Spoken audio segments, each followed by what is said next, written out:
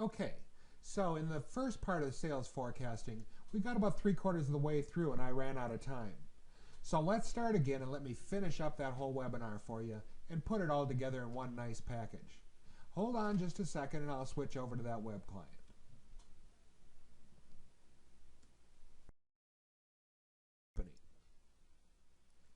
So that's another way that we could create a pipeline or a sales funnel using our estimated close date. You could also use your close probability. So here we have a close probability field. I'm going to set this one at 25%. Make sure I save that change. Now again here, I'm going to go in and create a new group using my groups and adding a group. Here I could set up several different groups, maybe one at 25%, one at 50%, one at 75%, and one at 90% or greater than 90%. I'm just going to call this group, let me click in here and rename this group, close prob greater than 50. So my close probability, and it doesn't like all that, so let me back it off here a little bit, and we need to make it short, greater than 50. There we go.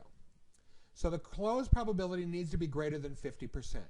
Again, in my conditions here now, I want to go up to my opportunity table, find my close probability, and I say I want my close probability to be greater than 50. And click on OK. And OK again, and it's going to create my group of all my opportunities that the close probability is greater than 50%. Now some of these here, let me look at them. Let me widen this column.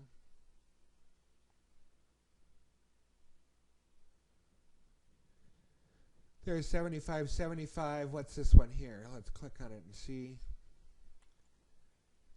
Looks like it's only 10, but it's probably 100% that they have. Yeah, that's 100%. So it's greater than, and this is closed one. So we might have to do two there. What probability is greater than 50%, but it has not been 1? So let me go in and edit that group. And I'll put in the second condition that says, and is still open. And let me see, I'll say closed.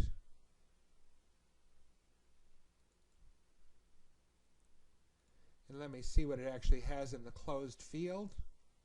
By clicking on that browse button, remember that shows you exactly the data that's in the database for that field. Closed, true or false. So I'm going to say false. It is not closed.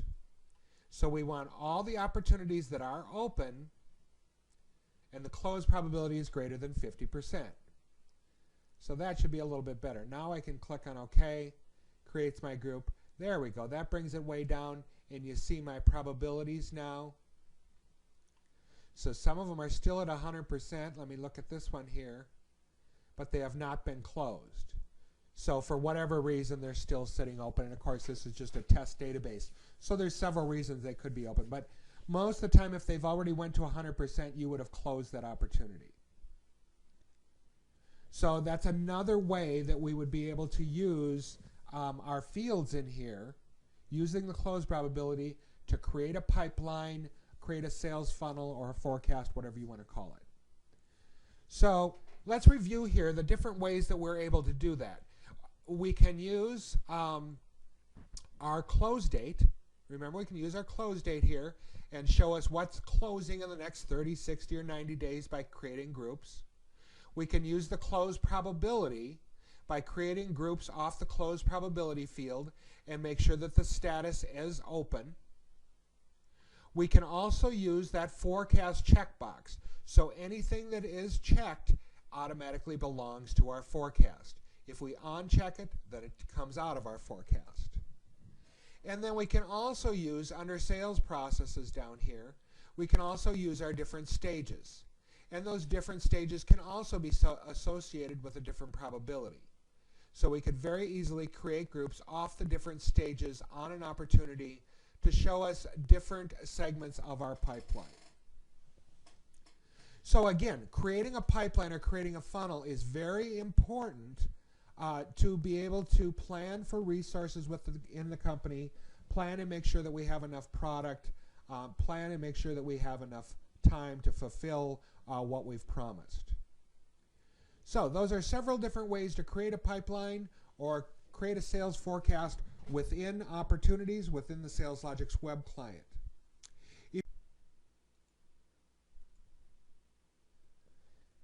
This webinar has been about sales forecasting in the SalesLogix web client.